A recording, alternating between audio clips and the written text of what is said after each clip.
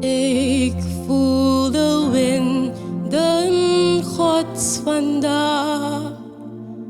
Vandaag hijs ik het zeil.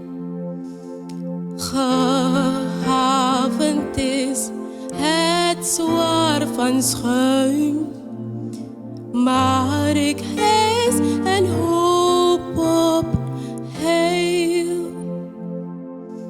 Want Christus zelf als stille gast reist in mijn schip je mee. Op zijn bevel durf ik uit te gaan, op wilde hoge zee. De tranen die ik heb geweend zijn door Gods wind gedroogd.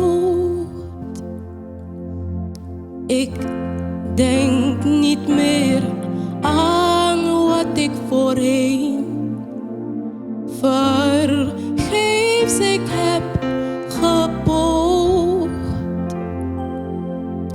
maar met vernieuwde levensmoed neem ik een vast besluit.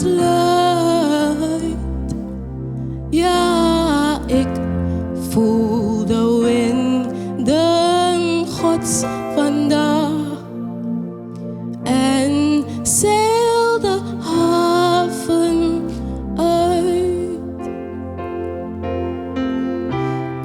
O, laat mij nooit vergeten, Heer, hoe Gij uw liefde toont.